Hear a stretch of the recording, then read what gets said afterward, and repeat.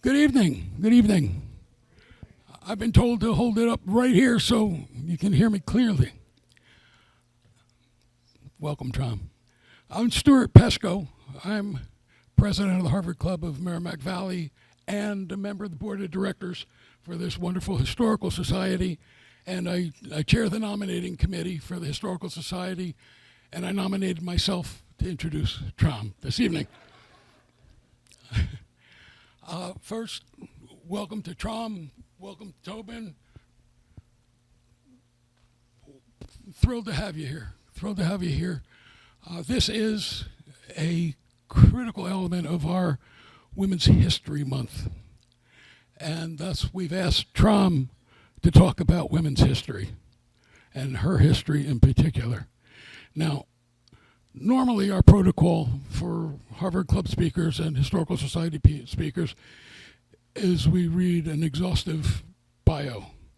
Not going to do that because Tram is going to talk her bio, okay? I have to do two official things first. I have to point out exits if, for whatever reason, an emergency, exit out the rear, exit stage left. I looked it up, that's stage left. I just wanted to make sure I got that right too, because it's being recorded. My second thing that I was then going to mention is, oh, by the way, we are recording the event this evening. So you will see this and you can share it with friends. It will be streamed on the North Andover Community Access website. We will have links to it from the Historical Society website and the Harvard Club website. So if you're looking for it, you will be able to find it. Tram's going to talk about her adventure from Vietnam to the U.S. to the State House. And then I like to put from the State House to Harvard. And you know, we recognize all the tremendous effort that you've put in on your own to get where you are now. Harvard would like to take the credit for everything from here on out. There's a point in proof is the first new legislature post your Harvard degree. You are the first Asian American woman to chair a committee of the House.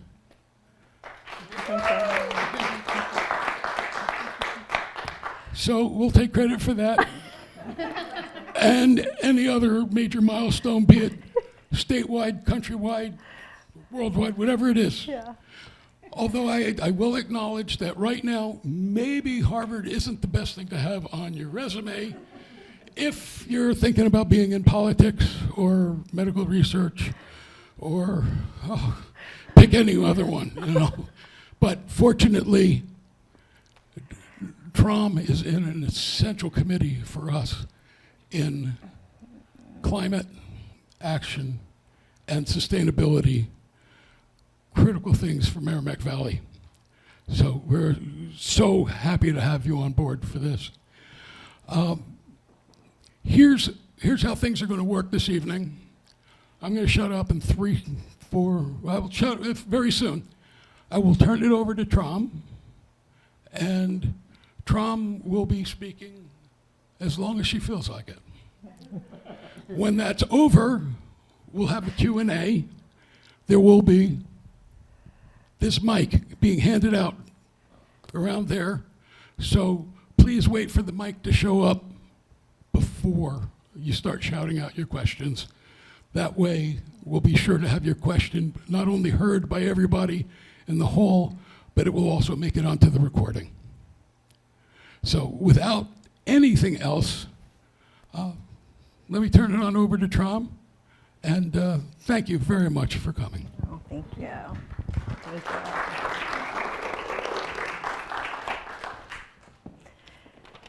Well, good. Can you hear me? I have the lapel on. Okay, great. Well, thank you so much to Stuart and also the Historical Society and Brian from North Andover, Cam, for making this happen, but also for all of you for showing up. As a new grad, it's really wonderful to be welcomed into the Alumni Association here in the Merrimack Valley. I kind of actually want to start out with how my affiliation with Harvard started. I came to the US when I was 5 years old. And my father served in the South Vietnamese military alongside US soldiers. And so after the communists took over, he was a prisoner of war for 8 years. And that was how we were able to come to the US, to Lawrence, Massachusetts, specifically in 1992. And at the time, my aunts, they're still living in Canada. They had offered to bring my family over to Canada. And we also have family in California. But my dad was very adamant that we have to come to Massachusetts. Why? Because Harvard is here. Literally, that is the reason why how we ended up here. And I think his biggest disappointment, I continue to say this, was when I was waitlisted and couldn't get in. And so, years later, I was able to hand the Harvard degree to my dad and say, this is what you came for, and you finally got it. So it was really special for me to be able to do that last year when I graduated from the Kennedy School with a master's in public administration.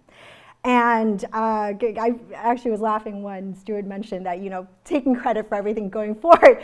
It has just been a phenomenal ride, being able to not only be in office, but then to be able to leverage that to then become a Rappaport Fellow through Harvard, and now really leveraging the expertise of the alumni, just alumni across the world, but also just the expertise on campus too. And so it's truly a special thing for me to be a part of this, and I really look forward to building this relationship with you all and to see what opportunities are out there for us to collaborate together. So I'm going to start there.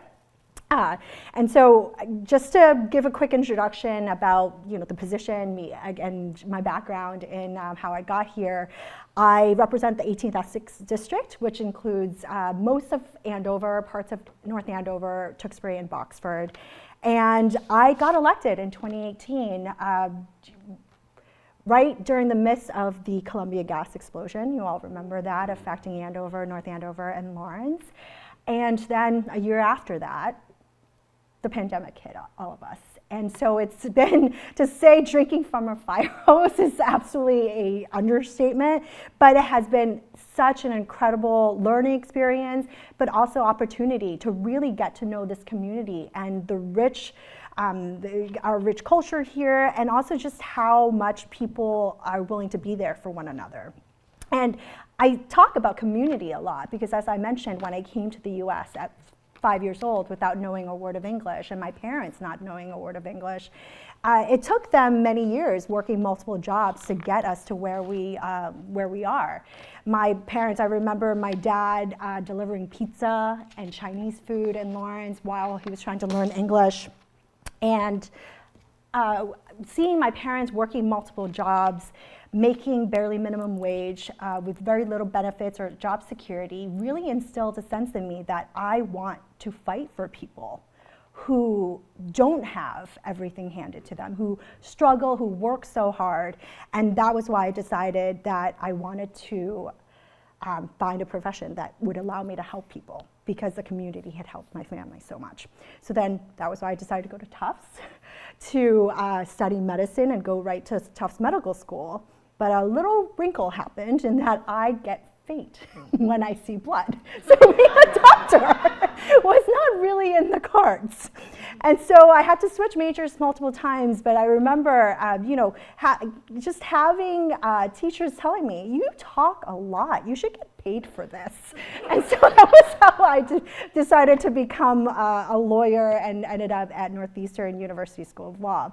And so all of this is such happenstance because I don't think I've ever thought about being a politician, never mind. I've never even thought about being a lawyer, but it's because of the people around me who continue to encourage me and instill this confidence in me that I could reach for the stars and be able to achieve that I ended up graduating at the top of my class in Methuen High, moving on to Tufts, and then graduating from Northeastern University School of Law in 2013.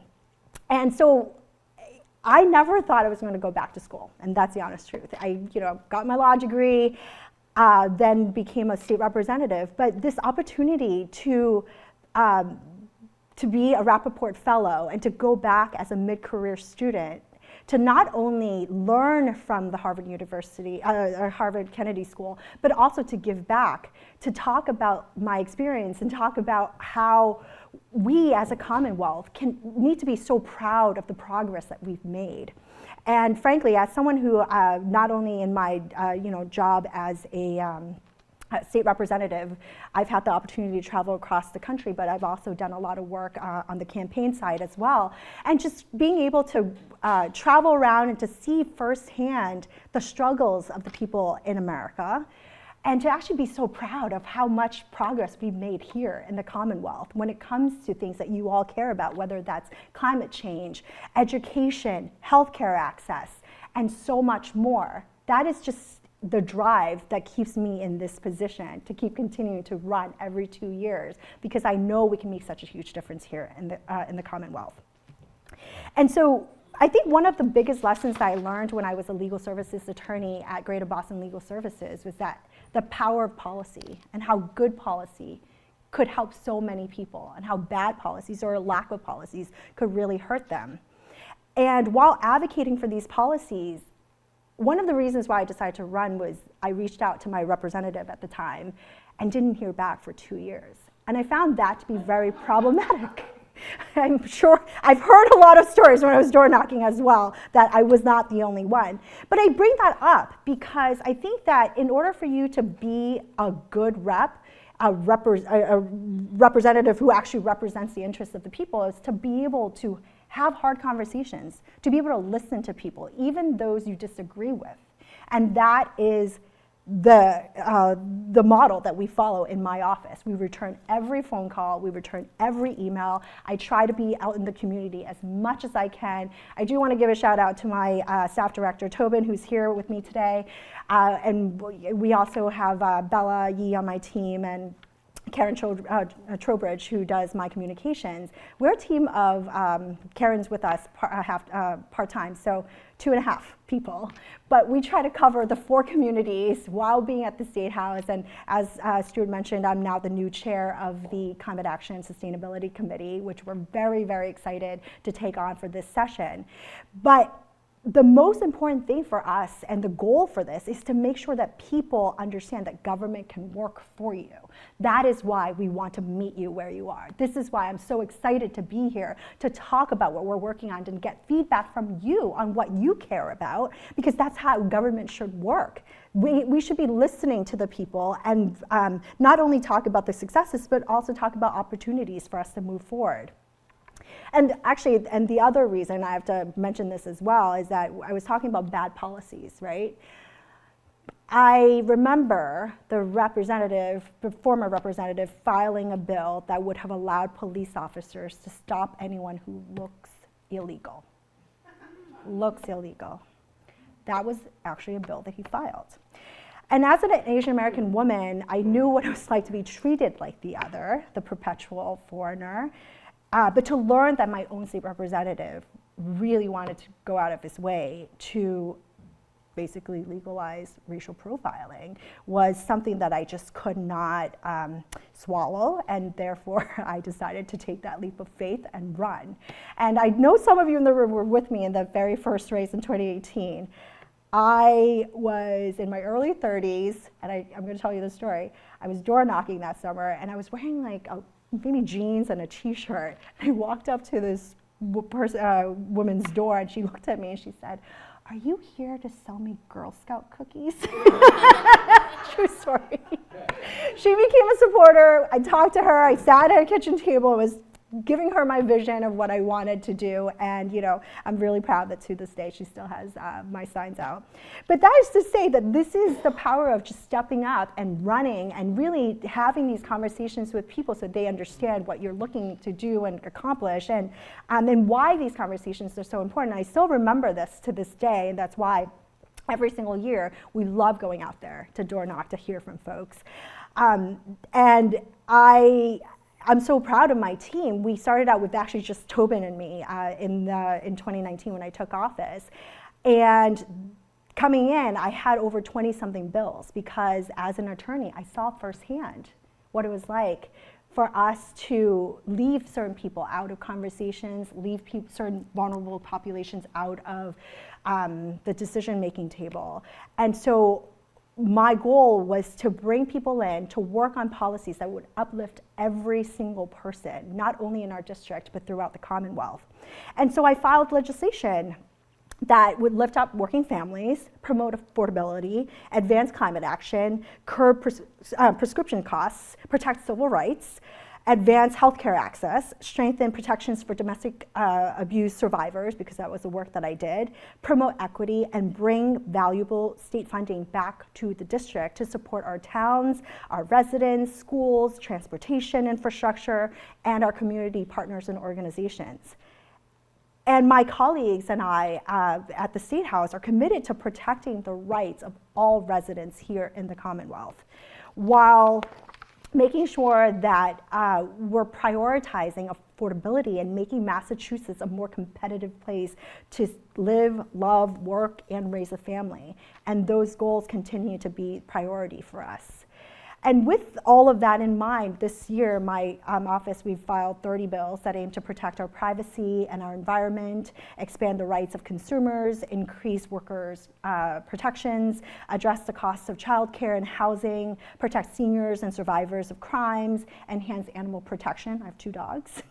You might see me walking around here, and advance the quality of education and so much more.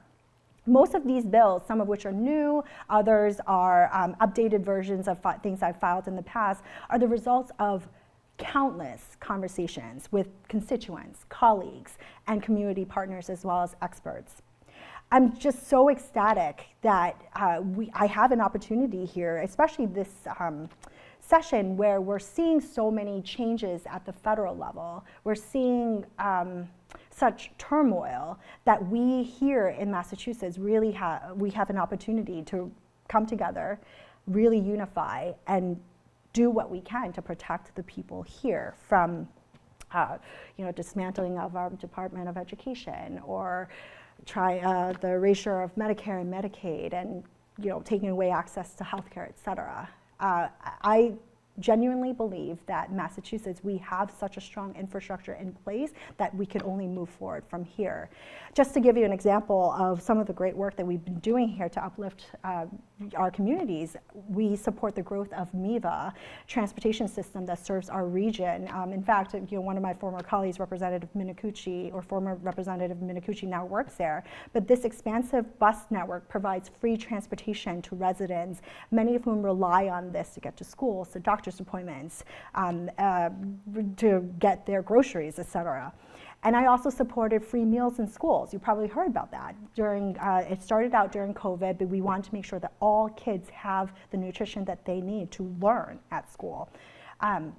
I also continue to advocate for additional funding for our roads, bridges, for our communities, as well as funding for our public schools, our libraries, our senior centers, and other community organizations, because again, community is the cornerstone of all that we do. We want to make sure that people, residents, know that government can work for them. And so on the days that I'm not at the State House, my time is spent in the district, just at different events like this. I visit many local businesses. I meet with parents, students, community leaders, and civic organizations, and talk to residents about their concerns. If you haven't already, I do have a newsletter that comes out every month, which is actually, I've been told, one of the best in the State House, but I'm not biased or anything. But it gives so much information about, not only what's going on with legislation, but also things are happening throughout the month. And we do have regular office hours if anyone wants to follow up with me separately after this. I don't just represent the community. I want people to feel I am a part of the community. I want to be present, to be there with you, and to listen. That is, I think, that the most important part about this job is to listen to the people and to try to work with them to come up with solutions that work for all of us. And I'm also really proud that many youth from the region also participate in our office. We have a very strong internship program, and we encourage students from high schools and colleges and even grad schools to come work for us, to give them that foot in the door. And we particularly want to support those who have ambitions to get into politics, because that is the best way to figure out this is going to work for you is to be able to work with us and be able to be a part of the legislative process. And so our goal is to foster their interest in the political process and build this pipeline for more young people to engage in politics and run for office in the future. And in this particular moment, as I mentioned like 2 weeks ago with the new chairship, I am determined to work to counteract the effects of the climate crisis and focusing on environmental justice issues. This is a natural extension of my work to protect vulnerable communities, and these communities are the ones that will be most impacted by the crisis, especially in the face of funding cuts at the federal level. And so the Massachusetts legislature, in collaboration with my committee, will need to work even harder than ever to address the climate crisis and minimize the impact for our most vulnerable individuals. And these are, there are just so many issues that I'm excited to address this session. So many bills I plan to support and new efforts I look forward to initiating through my own committee work. Just to give you an overview, our goal is to do listening sessions throughout the state to hear about different climate action projects as well as sustainability projects. Actually, just today in the legislature, we had Agricultural Day, thinking about how we can support farms and other sustainability organizations so that we can reduce food waste and also think about ways to protect our waters, our environment, et cetera. And Massachusetts, we strive to adapt to and counter some of the many changes that are happening at the federal level. So we need to push harder than ever. Again, healthcare access, education, gun safety, climate action, protecting fundamental rights are all at the forefront, and we're committed to addressing the needs of every single resident and creating opportunities for all. I've been given so much from this community, and I'm determined to stay in this position for as long as I can make a difference. And I know that I wouldn't be able to do this work without all of you. And so I want to just end there and, open it up for questions, because like I said, I do my work best when I hear from you all and hear about the concerns or feedback that you have. And so thank you so much for having me. And I'm really excited for this intimate conversation with you all.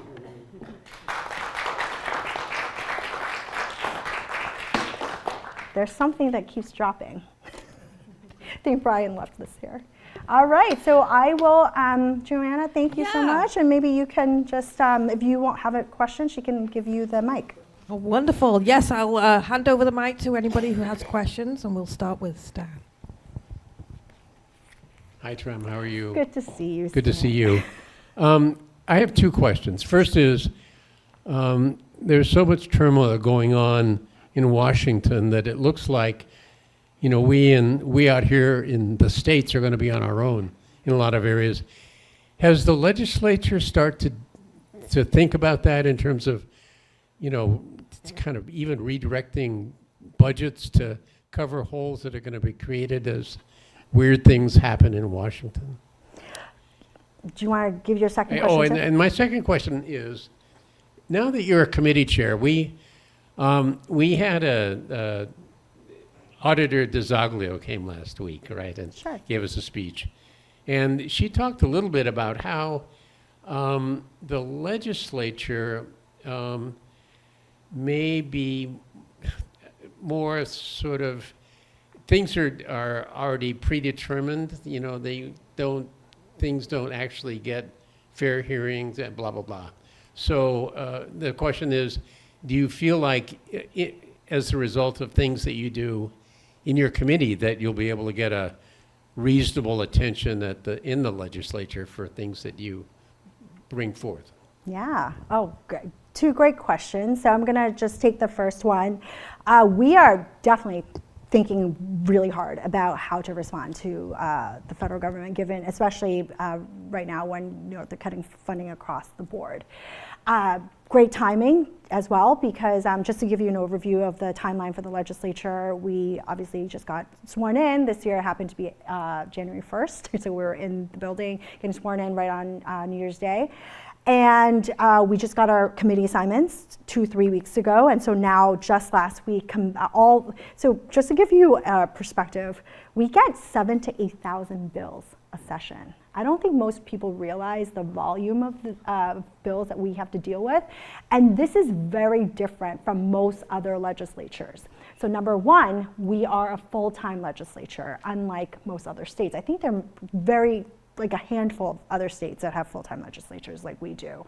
And I would argue that we are one of the most professional legislatures in the country, and I mean that because because we're full-time and we pay our legislators not $100 like in New Hampshire, for instance, or even Nevada is $9,000. We recruit people who have professional backgrounds to come work in the legislature. So those are all very positive things. And but with that number of bills, they get distributed, and then now we're coming up to our budget season.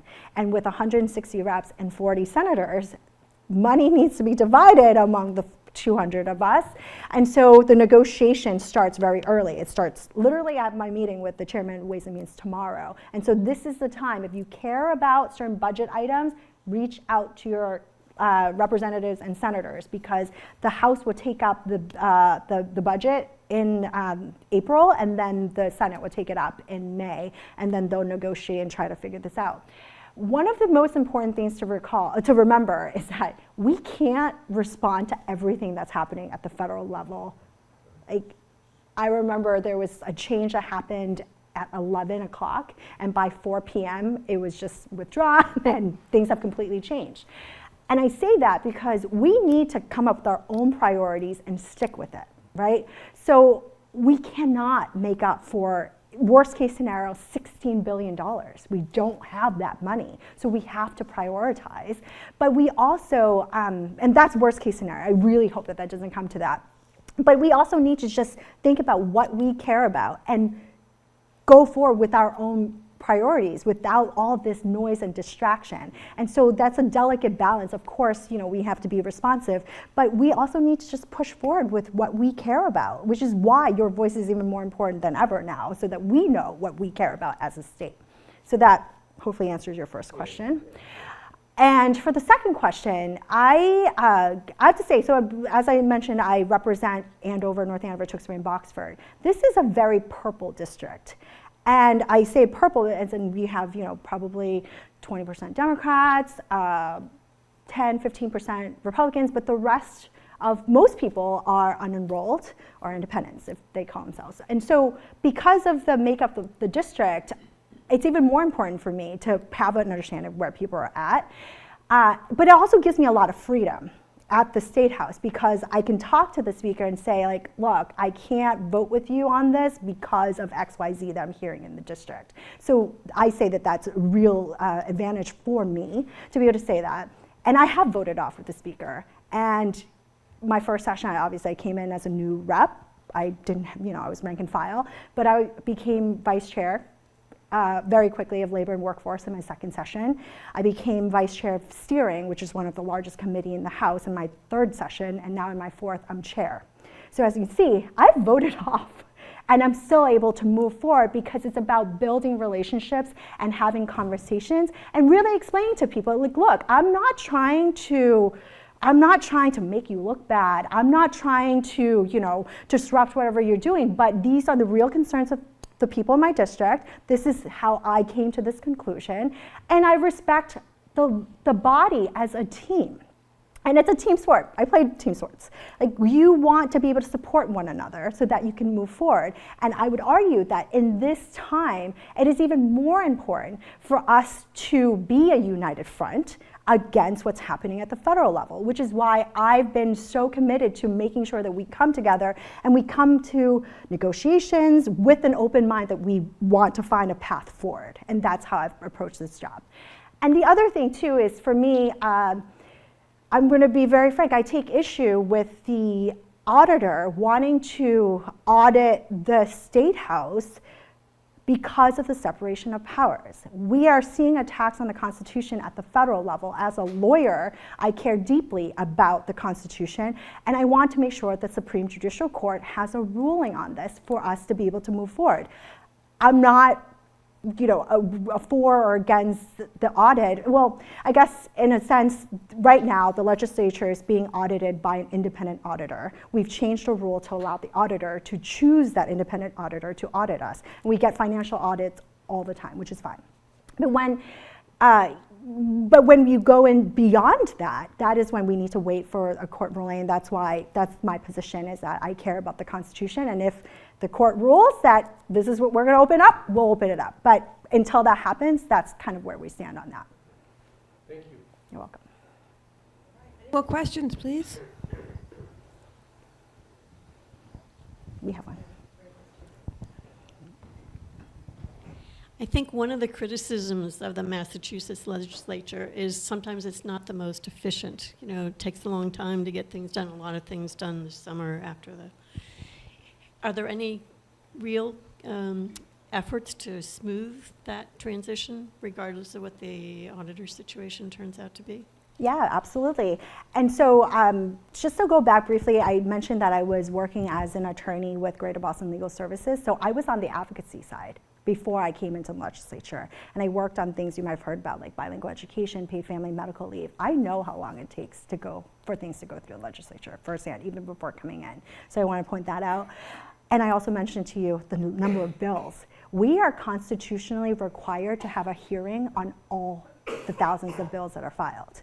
So I think the critique that things take a long time, I hear you, but it's also we're constitutionally required to have all these hearings for all the bills, which is why it takes a little while for us to get things done.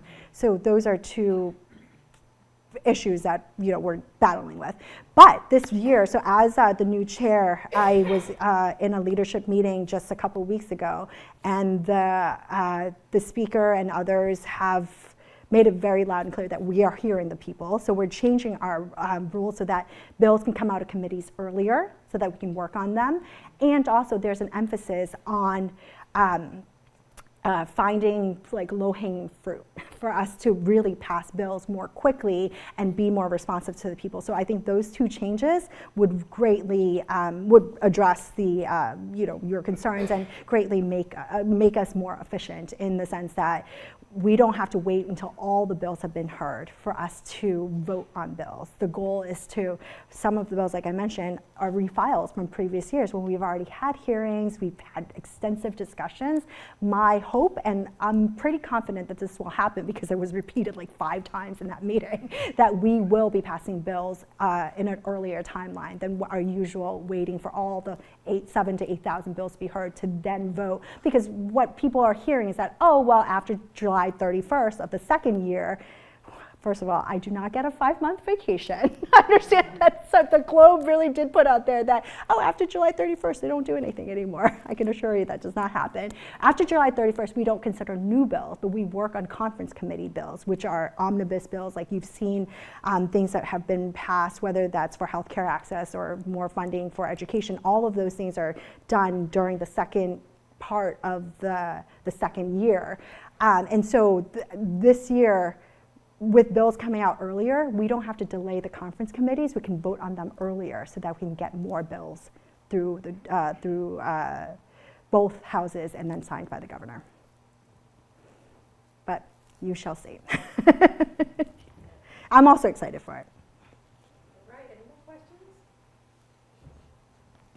Hi, Christine. Thanks for coming tonight. I'm relatively new to Essex County in North Andover, so just welcoming some basics. If folks in the community want to get in touch with you, is there an office in the area, or is it just contact via email? So we have our own website, which is votetram.com for those who, votetram.com. That's where you can sign up for a newsletter. You'll get our contact information on there as well. But MAlegislature.gov is also the website for the legislature, which also has our contact information. I'm out and about in towns, and it didn't make sense for me to have one office because I represent 4 towns. So we typically would either meet people at our office hours, or if you call our office, like I said, we return every phone call and email, and usually one of my staff members would call to see what the issue is, and if necessary, I would personally call the person back. And so there are just many ways to get in touch with us, and we welcome hearing from you. You usually see me at Starbucks or one of the other coffee shops. Yes. Hi, congratulations on your new appointment on the Committee of Sustainability. So can you please talk about what are a few exciting things for us to look forward to? Yes, absolutely. So I think one of the most important things is the listening sessions. My goal is to go across the state because, even among the 351 towns and cities, you all know, very different. Like what we care about here in Essex County could be very different from what they care about in the Cape and then over in Western Mass. And so our goal really is to engage the public so that they understand what we're working on and also get feedback on what else we should consider. And our main priority for our committee is to support the other committees to make sure that they always have a climate action and sustainability lens for all the bills that they work on. So I look forward to collaboration with all the other committees, whether that's telecommunications, utilities, or energy, or the environment committee, or even agriculture, housing, transportation. Every single bill has a climate action or sustainability component to it, and our job is to work with the committee so that they keep those things in the forefront so that we can remain a leader in climate action. You're welcome. Anyone else? I've got a question. Oh, Sure. We'll go to our guest first. Go ahead. Oh, no, I thought the mic was Oh, yeah, I've got a question for you. So it seems like we have a challenge getting younger people to be more civic-minded and to become leaders in their own right. And I think that's one of the challenges we have today. And I'd be interested in finding out your thoughts on and recommendations on what young people who may be interested in going to become a representative or getting elected, what word you can say to inspire those people. Oh, absolutely. We give this speech all the time. And actually, I'm going to give a shout out to Aguo. She is a student at BU and has been in the State House. Yes. And she's apparently writing an article about me that should be coming out. So we shall see how that turns out. But we engage them by inviting them in and letting them have these conversations, but also encouraging them to get on the ladder of engagement. I remember how daunting it was for me. Like I said, I never thought about being a representative. So even just considering it took me months to make this decision. So we want to encourage them to do baby steps. Getting politically involved does not mean running for office right away. It means finding issues that you care about and advocating for that. Finding representatives or other elected officials that share your values and getting engaged with their campaign, helping them out. That was actually how I decided to run for office. I helped one of my friends who worked with me as a lawyer at Greater Boston Legal Services. She ran for Senate. I helped her out. She lost. I helped her run for city councilor in Boston. She won, and now she won her Senate race because I saw what it took for her to win. It actually helped me realize I can do this. I can talk to people. I can make sound decisions. And so just get involved. When you volunteer, you learn so much, not only about issues that matter, but also about yourself and your capability and your enthusiasm. And so I encourage students to do that. And also just pick issues that you can make a difference on campus. You don't have to start statewide. You can organize on campus. And I remember doing that. I was part of the diversity, equity, and inclusion community and working to elevate certain voices at Tufts University. And that was where I got my political bug and decided to go to law school. And so there are just so many opportunities out there. And also even here in North Andover, we have Women's History Month, Black History Month, and all of these activities that students should volunteer for if they care about them. And so, giving a shout out to all the work that you do here at the North Andover Historical Society. But I really hope that students recognize just how powerful their votes are. And I also like to remind kids, actually I was reading to a bunch of third graders and fifth graders for Read Across America last week, and I asked them, do you know who my boss bosses are, and they're naming all these people. I was like, your parents, the voters. Like, imagine that power of being able to be the boss of state representatives or other elected officials because your votes really matter. And so I want to remind them to do that and volunteer, intern with us, intern with other offices. We're happy to connect them. But if they want to be a part of this process, we want to be able to help them do that. Thank you so much for a great answer. Right, do we have any more questions? All right. Over to Melinda.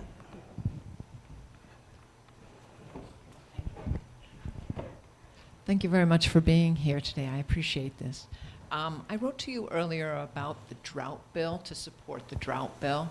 But I wanted to ask you how North Andover, or what role does North Andover play in the North Shore Resilience, or Water Resilience Task Force? And then the second question was, how do you feel about synthetic turf on athletic fields with regards to your work for the state? Thank you for the question, and I'm hoping my office responds to you. Oh, great, yes, yes. See, we do respond to every email.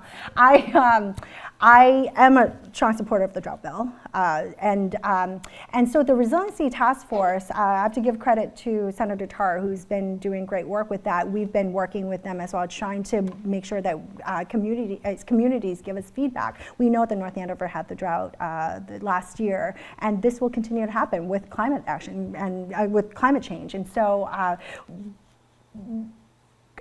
I can't give concrete answers of what we're doing, but the task force, the job really is to be that liaison between the communities and the State House so that we can work in collaboration to come up with emergency preparedness, whether that's through the executive office or through legislation. But the reality of that is that we all need to have more funding for communities in response to these emergencies, because more of them will happen. And so there is a great effort, myself included, pushing for additional funding, especially with the threat of FEMA being dismantled.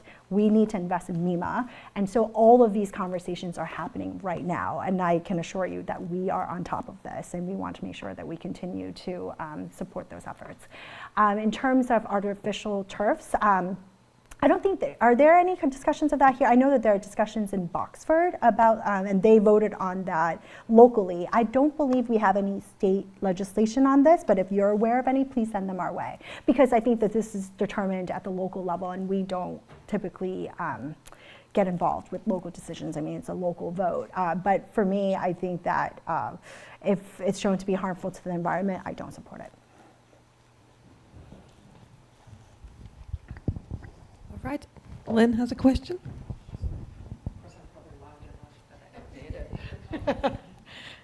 Hi, Tram. I listened in on a town hall that Seth Moulton did, and someone asked the question that, that I think all of us feel is that, we all feel that we're suffering from whiplash right now in terms of everything that's happening. And I think many of the people in this room want to be activists and want to have our voices be heard to counteract what's happening. But we don't know where to start. There's just so much. So because all politics is local, Yeah. and one of the things Seth said was support your local communities. Yeah. So how can we be activists for our local communities and our local states to counteract some of what is going on a national basis? Great question. Support the bills that we're working on here that counters these things.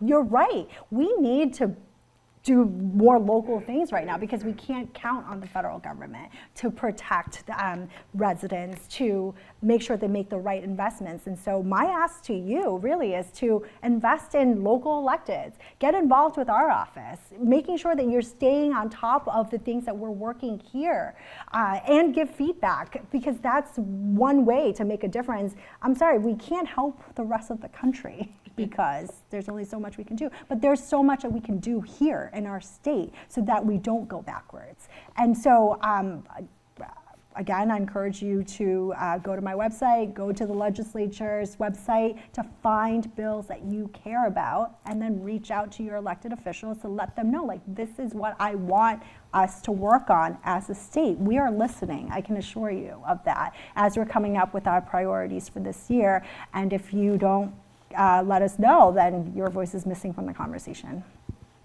But there are also many other organizations, like just locally, that they are, they're doing, whether it's protesting or initiatives to do outreach to representatives from other states that you can get involved with, and we can connect you with them if there are particular areas that you're interested in. But also we have many organizations that work on particular issues that you might care about, and we can connect you to them as well, because they do great work statewide. Okay, thank you. Yes. You got it? We have a question Right, up front. one more question. Hi, Tom. You just mentioned the bills, and there are a number of bills, and I forget what the number was, but 7,000 to there's a 8,000. considerable number of bills that goes to the House. How do we get access to that bills that are coming up? Is there a place that we can go to say, okay, these are the bills that are in process, and so that we can then have an input to the representatives on those bills that are coming up? So all the bills are listed on the legislature's website by committees. So if you care about, any particular topic, my suggestion is to go to that committee to see what all the bills are, and to then reach out to your reps to say, hey, I care about these bills. Usually, so the website will show, once a hearing has been scheduled, it will show up on there, but you can also reach out to your rep. We have reminded people of, oh, there's a hearing on this bill coming up, if you reach out and let us know that that's what you're interested in. So we're happy to also just send you the website if you have trouble finding it, but everything is on the legislature's website.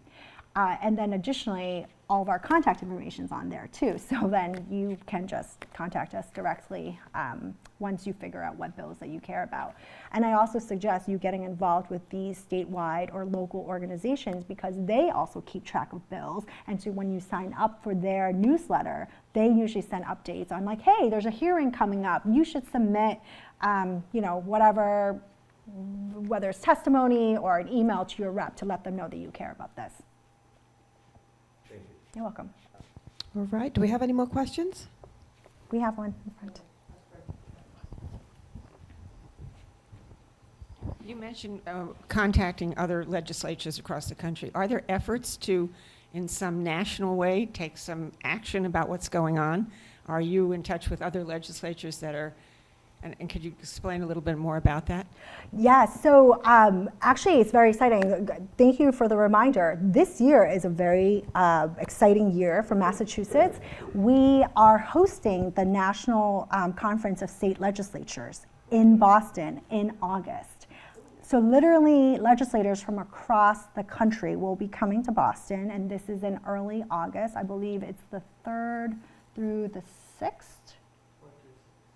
I'm sorry? 4th through 6th. Yeah, the August 4th through the 6th, but we also have activities before that too. So we are in conversations with them, and there are actually many organizations that are national, and they work with us to try to keep us updated on what other states are doing.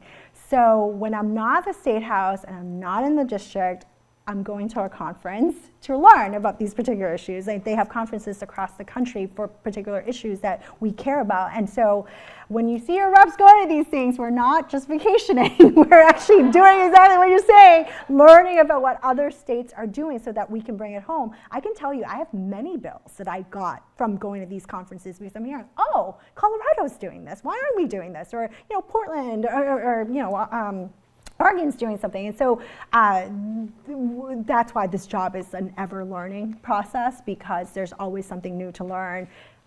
With 7,000 to 8,000 bills, if anyone told you that they read all 7,000 to 8,000 bills, they're lying, because I'm an avid reader and I have not. But we try to learn as much as we can, and every single session I'm learning more and more. And so So yes, to your question, we do stay in touch with one another. We have these conferences, and it happens across the country. But this year, Boston is really just so excited to welcome others and not only showcase what we've worked on, but also learn from other states what they're doing to kind of advance the priorities. But it's bipartisan, so we also get interesting bill suggestions that are not aligned with our values. And so, it's good to hear what they're working on so that we can counter it too.